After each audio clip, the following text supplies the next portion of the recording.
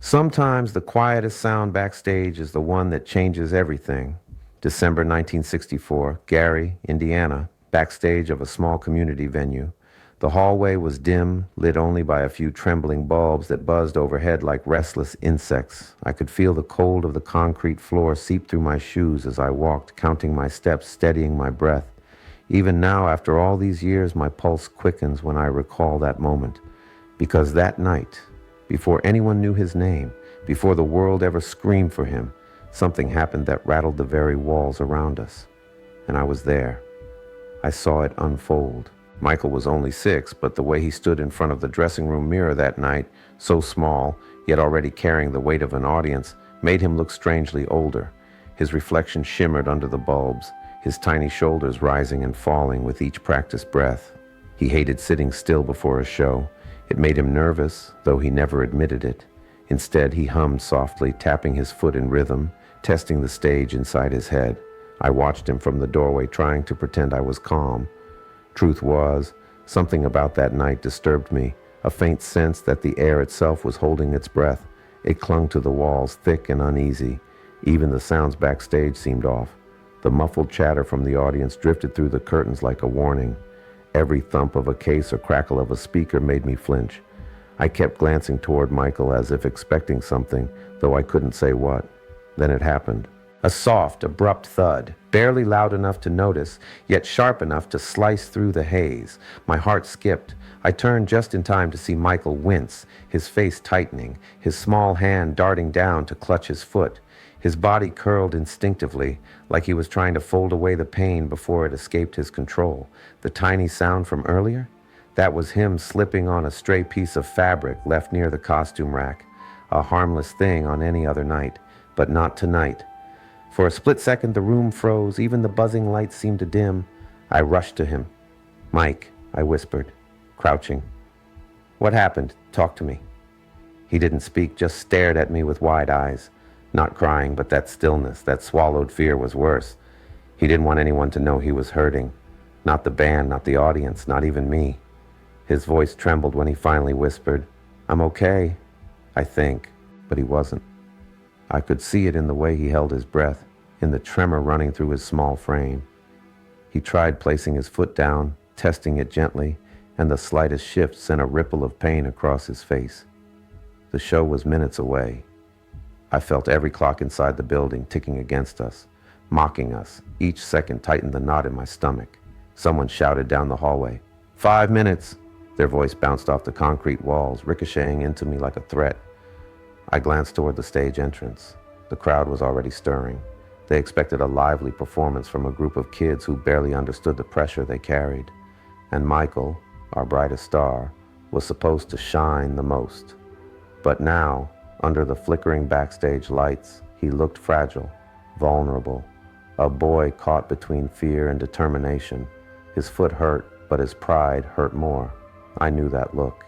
He didn't want to disappoint anyone, not the audience, not our brothers, not me. "Do you want to sit out this time?" I asked quietly. His head jerked up. "No," he whispered, firmness cracking through the fear. "I can do it." That answer terrified me more than anything else, because Michael wasn't the kind of kid who quit. Even at 6, he pushed himself in a way that felt unnatural for someone so young, like he was racing against something invisible. And tonight, that invisible thing was catching up. I looked at his foot. He shifted again, and the pain jolted through him, barely masked. He inhaled sharply, trying to pretend it didn't hurt, but I saw it. I felt it. I lowered my voice. "Listen, you don't have to prove anything." But he shook his head before I could finish. "I know the steps, Tito. I know the songs. I practiced." His voice quivered, not from weakness, but from fear of failing. My chest tightened. I wanted to protect him, shield him, lift him away from the stage and the expectations. But the world outside was rumbling, waiting, calling, and he heard that call louder than anyone. Another announcement came. 3 minutes! Michael flinched. The sound wasn't loud, but it sliced through him. He glanced toward the curtain, as if the stage were a beast he had to face whether he wanted to or not. I felt a strange vibration through the floor. Maybe from the speakers, maybe from my own nerves.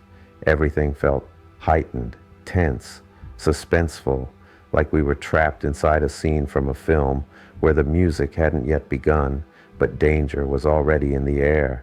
He tried standing again, shifting his weight to the other foot. I held his arm instinctively. For a moment he leaned on me, not physically but emotionally, a silent confession that he was afraid. And in that fleeting second I sensed something deeper, not just the fear of pain, not just the pressure of performing. It was the fear of being seen vulnerable. And something inside me changed. I wasn't just his older brother in that moment. I was his shield, his witness, the one who saw the crack forming before the world ever learned his name. We heard the curtains swish. The band tuned their instruments, a restless, trembling chord. The audience roared faintly beyond the walls, and Michael looked up at me with eyes that held a storm. "Tito, don't tell them," he whispered. My throat tightened. I nodded, because I knew whatever happened out there tonight, this was only the beginning. The moment I helped Michael steady himself, a strange chill moved through the hallway, an icy slip of air that didn't belong there. It slid beneath the doors into the cracks of the walls, brushing against the back of my neck like an omen. The lights flickered again, just once, but enough for me to catch the fear in Michael's eyes before he forced his face back into that brave little mask he wore so well. Some sounds backstage are comforting. The rustle of costumes, the faint hum of microphones, the warm buzz of expectation. But that night, every sound felt wrong, misdirected, misplaced, like the building itself sensed the tension rising between the concrete and our breath. Michael tried putting weight on his foot again, and again the pain rippled across his face. He didn't speak, but I heard everything in the silence between us. We were running out of time. The stage manager's voice echoed sharply down the corridor. 2 minutes, positions. 2 minutes. 2 minutes for a 6-year-old boy to decide whether to face the crowd or surrender to the pain he was desperately fighting to hide. 2 minutes for me to choose whether to protect him or let him step onto that stage knowing every move could send another jolt through his small frame. He looked up at me, and in that split second I saw a storm swirling behind his eyes. Defiance, fear, determination, and something deeper. Something that didn't belong in a child so young. A voice inside me whispered, "This isn't normal. This isn't right. He shouldn't have to choose this." But Michael had already chosen. "Tito, I can still do it," he said softly. His voice trembled, but his resolve didn't. I swallowed hard. "Let me think for a second. Don't move." He nodded, clutching the edge of the mirror for balance. I paced a few steps away. My mind raced, not just with worry, but with calculation. I knew performers sometimes shifted their weight to lessen strain. I'd seen older dancers use subtle angles to mask discomfort. Maybe, just maybe, I could help him do the same. I returned to him. "Okay, listen," I whispered. "Try leaning back a little. Not too much, just enough to pull some weight off your foot." He frowned, uncertain. "Like this?" He lifted his small torso, shifted his hips, and tilted himself backward ever so slightly. The motion was clumsy at first, uneven, but then something happened. His body, despite the pain, found a strange balance. His center of gravity shifted effortlessly, as if his instinct filled in every gap where experience had no right to exist. He repeated the motion, refining it with the natural rhythm that already lived in his bones. My breath caught, not because it looked perfect, but because it looked new, as if pain had forced him into a discovery he never meant to make. The hallway felt suddenly smaller, like the world was holding its breath again. The flickering light hummed above us, illuminating just enough to show me something I couldn't unsee. This simple shift, this improvised maneuver to ease his foot, held a spark, a shape, a whisper of something iconic. But back then, I didn't have the words for it. I only had instinct, and instinct told me that what I had witnessed wasn't ordinary. "Does it hurt less?" I asked quietly. "A little," he admitted, eyes still glazed with nerves. "But I can do it, Tito. I promise. Promise." A word too heavy for a 6-year-old. The hallway clock ticked again, each second slicing deeper into my thoughts. "Places now," the stage manager barked. Our brothers were already gathering by the stage curtains, adjusting their outfits, bouncing lightly on their feet with excitement. They were ready. But Michael wasn't, not truly, not physically, and I wasn't ready to let him go out there, but he stepped away from me. Just one step, One small, painful, determined step. He didn't look back this time. I watched him limp softly toward the stage entrance, every tiny wince hidden behind a straightened spine, every flicker of pain buried under the glow he was trying so desperately to hold on to. I followed close behind, staying just a breath away in case he faltered. The hallway narrowed as we approached the curtain, shadows gripping the edges like hands ready to pull us into the unknown. The hum of the audience grew louder, echoing through the boards beneath our feet. Michael paused just before the curtains. I thought he'd turn to me, ask for reassurance, for comfort. But instead, he closed his eyes.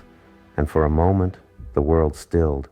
His tiny hands curled at his sides. His foot trembled lightly beneath him, not from the pain, but from the trial of holding it all together. His breathing hitched, and I felt something twist deep inside my chest. This wasn't bravery, this was survival. A child forcing himself past fear because he didn't know any other way. He finally opened his eyes. Not fear, not pain. Something else entirely. Something that scared me more than either. Determination sharp enough to cut through the dark. "Tito," he whispered without looking at me. "Don't forget what you showed me." My throat tightened. "I won't," I said. And then the curtains lifted slightly. A beam of stage light cut through, slicing gold across his face. The crowd stirred, sensing the moment. Michael straightened his tiny shoulders and stepped into the glow. But in the last heartbeat before he vanished behind the curtain, he wavered, just for a fraction of a second, his foot giving the slightest tremor. I caught it. I felt it ripple through me, and I realized whatever was about to happen out there would not be something any of us could undo. The moment Michael stepped past the curtain, the world flipped. The darkness backstage swallowed me, while the light swallowed him. From where I stood just behind the thick velvet drapes, I could see his small silhouette freeze at the edge of the stage, caught between blinding gold beams and the weight of his pain. The audience didn't notice anything unusual. To them, it was only a 6-year-old boy about to perform. But I saw the tension locking in his body, the way his injured foot pressed lightly against the floor, barely trusting it. Our brothers took their positions around him, unaware of the quiet battle happening in the center. The bandleader gave the cue. A crack of rhythm snapped through the speakers. The crowd erupted. Michael flinched, just slightly, but enough for me to feel a pulse of dread run down my spine. I held onto the curtain edge so tightly my knuckles whitened. And then something shifted. He didn't step forward the way he normally did. He didn't push off the injured foot. Instead, as the rhythm kicked in, I saw him lean backwards in that subtle angle we practiced minutes before. It was meant to help him relieve pressure, nothing more. A private adjustment, a quiet strategy. But on stage and under the lights and in front of an expectant crowd, it didn't look like a mistake. It didn't look like a compromise. It looked intentional. It looked mesmerizing. He moved again, repeating the angle, smoother than before. Fluid, as though the pain itself guided the motion. His body fell into a strange gravitational pull, tilting back, then gliding forward, creating the illusion of weightlessness. The audience gasped. A murmur rippled through the room, that low electric sound that stages love, that performers chase like a heartbeat. No one knew Michael was protecting an injury. No one knew the movement came from pain rather than design. They only saw a 6-year-old child doing something they had never seen. And I did not expect what came next. The rhythm grew sharper. Our brothers began to dance, and Michael, unable to put weight on his foot, adjusted again. He glided, not intentionally, not artistically, but because it was the only motion that didn't send pain shooting up his leg. His foot slid across the stage floor with a desperate, careful grace. And when the audience saw it, they erupted louder, believing the slide to be part of some bold new style. The sound hit Michael like a wave. I could see the shift in him even from the shadows. Pain and adrenaline collided, twisting into something unplanned, unpredictable. He was no longer simply reacting, he was transforming. He leaned again, sharper, deeper. The movement shouldn't have worked. He should have lost balance, but he didn't. It was as if the pain forced his body to invent its own rules. A small child, cornered by circumstance, producing a movement that felt accidental and yet extraordinary. My breath caught. It shouldn't have happened. But it did. The crowd roared, mistaking his struggle for innovation. Their applause grew violent, shaking the stage boards. Our brothers glanced at him, confused but impressed, unsure how he'd learned such a move. Michael didn't look at them, didn't look at me. He stared straight ahead, eyes burning with a mixture I couldn't name. fear, resolve, and something frighteningly close to artistic instinct. But there was more. There was a moment, a split second, when his foot buckled beneath him. I saw it, I felt it, a tiny collapse nearly invisible under the lights. He recovered with a twist of his hip, a forced pivot, and the audience cheered even louder, believing it to be part of the show. But I knew that was the moment he almost fell, and I felt my entire chest tighten as he fought through it. The pain must have been sharp, sharper than anything a child should endure. I watched him grit his teeth when he turned, hiding it behind a smile so fragile I thought it might shatter. Yet with each motion, the unintentional move grew clearer, more defined. The lean, the slide, the effortless shift of weight that wasn't effortless at all. It wasn't choreography, it wasn't creativity, it was survival. But the audience didn't know that, and the applause swallowed everything. Then something happened that made the hair rise on my arms. Mid-performance, Michael paused, just for a breath, and looked toward the wings, toward where I stood hidden in the dark. His expression was raw, a silent question, a plea, or maybe a warning, I couldn't tell. But at that moment, my heart split in two pieces. One part wanted to rush out and stop the show. The other part knew I was witnessing something the world would never forget, the accidental birth of a movement, a shape, a style that would someday become iconic. But right then, it wasn't iconic. It was dangerous. It was born of pain. It was a secret happening in plain sight. And only I understood it. Michael tore his gaze away and continued, sliding, leaning, masking agony with brilliance he never intended. The final note hit. The spotlight flashed white. The crowd leapt to their feet in an explosion of applause, and in the chaos of their cheers I saw Michael's shoulders drop, not in triumph, but in exhaustion. His leg trembled beneath him. He steadied himself with a shaky breath. The curtains fell, but something else fell with them, something fragile, something unnamed, a truth only I had witnessed. His pain had created something extraordinary. But the cost of it, I wasn't ready to face. Not yet.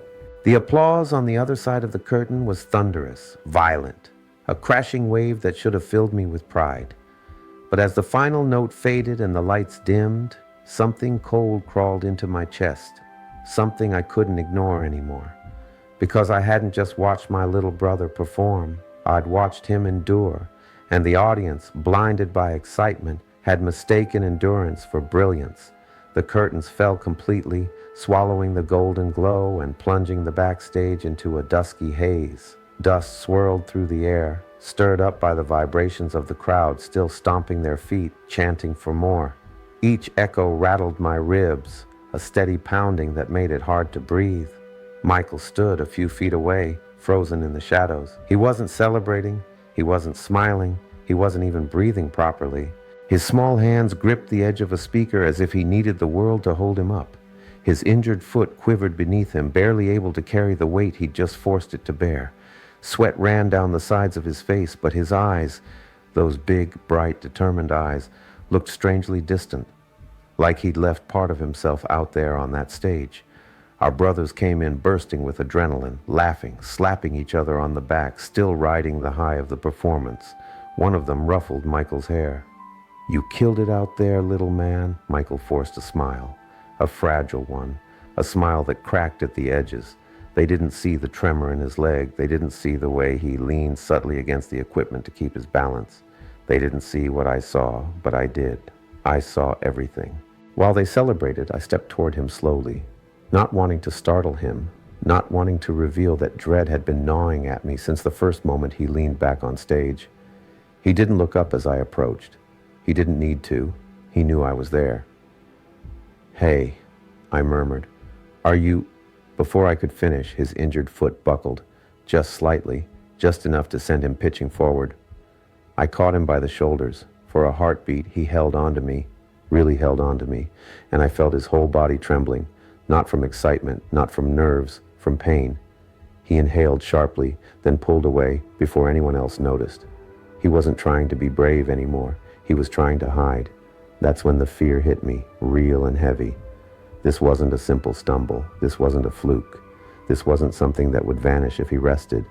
This was something deeper, a quiet truth clawing its way through the cracks. Michael didn't know how to stop, and that terrified me.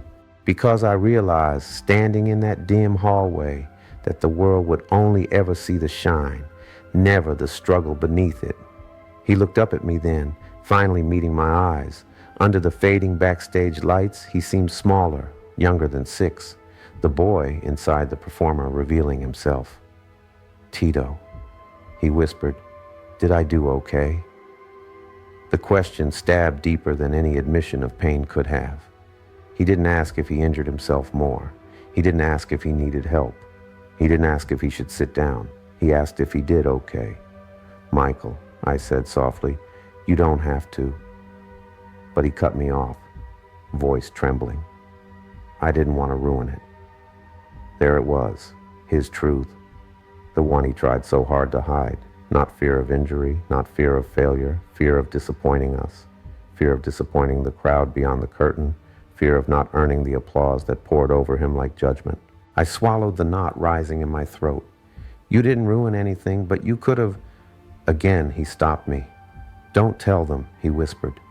His eyes darted toward our brothers, still celebrating a few feet away. "Please, I don't want them to worry." My heart stuttered. There was something wrong, terribly wrong, with a child so determined to protect others from his own pain, something that didn't belong in a 6-year-old's world, something that felt like standing at the edge of a cliff with no railing, watching the ground crumble. I crouched down to his level. "Listen," I said tightly, "you need to rest that foot. You can't keep putting weight on it." He looked at me with a quiet fear that didn't reach his face, but I felt it in the air between us. "What if they think I can't keep up?" he whispered. My chest tightened so hard it hurt to breathe. The audience screamed again, demanding an encore. The stage manager rushed by, breathless. "We might need a comeback. Stay close." Our brothers whooped in excitement. But Michael went pale. His hand slipped into mine, cold, small, shaking. I squeezed back. "You don't have to go out there again," I said firmly. He flinched, not from pain, but from the weight of the statement. He looked toward the curtain, toward the roar of the crowd, then back at me. Nobody else saw the conflict twisting inside him, but I did. A twist of pressure, pride, fear, and something darker. Something that whispered that performance was survival, and survival meant pushing through everything, even hurt, even fear, even his own limits. Standing there with his hand clinging to mine, I felt something break inside me, a quiet fracture, the kind you don't hear until it's too late, because the truth hit me with brutal clarity. If this was what he endured at 6. 1 minute! Our brother scrambled into place, and Michael looked at me with a silent question. What now? And for the first time that night, I didn't have an answer. The hallway vibrated like a living thing. The crowd's demand punched through the walls with a rhythm that felt almost threatening, a chant that grew louder with every passing second. My brothers scrambled toward the stage entrance, their excitement crackling in the air. I could see it in their eyes, the thrill, the rush, the hunger for the spotlight. But when I turned back to Michael, he wasn't moving. He stood with one hand wrapped around my sleeve, his grip barely strong enough to hold. His injured foot lay slightly behind him, as though he were protecting it, hiding it from the world. His small chest rose and fell in uneven breaths, his lashes trembling each time he blinked. His mind wasn't on the stage anymore. It was on the truth he had tried desperately to outrun, and that truth was catching up. He looked at me, not with the fiery determination from earlier, not with the forced smile he had shown the brothers, but with a quiet vulnerability that almost broke me. "Tito," he said softly, "I don't know if I can do it again." I felt my throat tighten, not because he admitted it, but because he finally allowed himself to. The sound of footsteps rushed past us. The stage manager leaned in, pressed with urgency. "We need him. They're expecting him. Get ready." Expecting him. Expecting a 6-year-old child to defy pain just to feed the roar of strangers. Michael flinched at the words. The world outside the curtain didn't care about the truth. It didn't know he'd hurt himself. It didn't see his trembling legs. It only saw a spark, a movement he never meant to invent, a moment born of pain that looked like brilliance. And brilliance always demands more. I stepped between the manager and my brother before the pressure could crush him completely. "He needs a moment," I said, forcing my voice steady. The manager clicked his tongue impatiently but backed off. "1 minute," he warned before darting away. Michael and I were alone again. His shoulders rose and fell in shallow breaths, like he was holding back something heavy. Fear, shame, or the realization that the moment he had created accidentally was already spiraling beyond him. He pressed his fingers against his injured foot just slightly. The touch alone made him flinch. He swallowed the cry that almost slipped out. I knelt down to his level. "Michael," I whispered, "you don't have to go." His eyes darted to the curtain, to the roaring beast on the other side, and then back to me.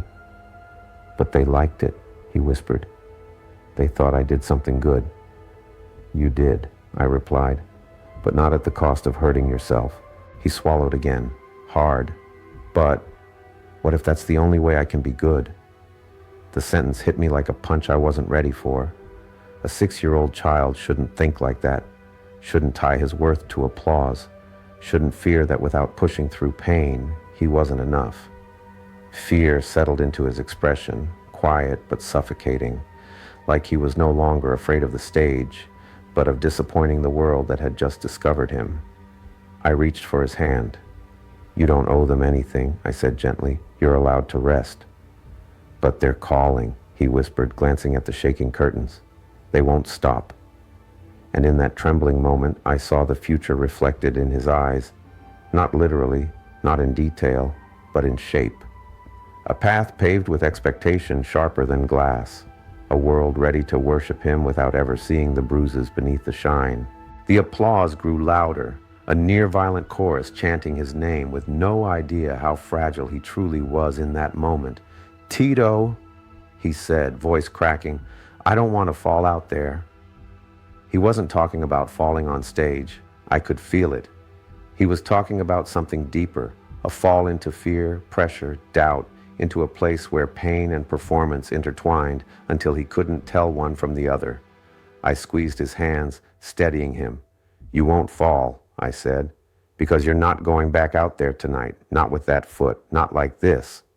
His eyes widened, not in fear, but in relief so pure it was heartbreaking. He leaned forward, forehead gently touching my shoulder, his breath shaky but lighter than before.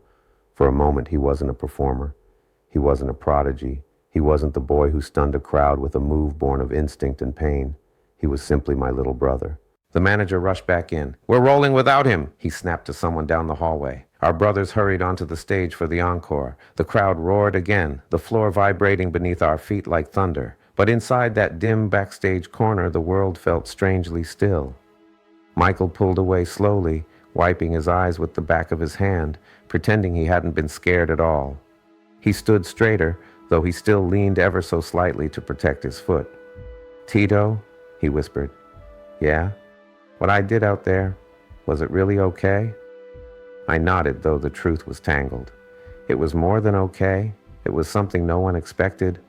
His gaze deepened, curious, uncertain, searching. Will I do it again? 100 emotions crashed through me at once.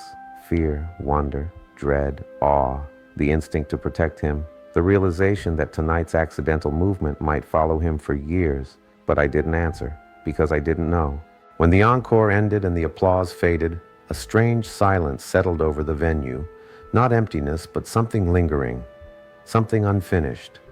An echo of a movement that wasn't meant to be born.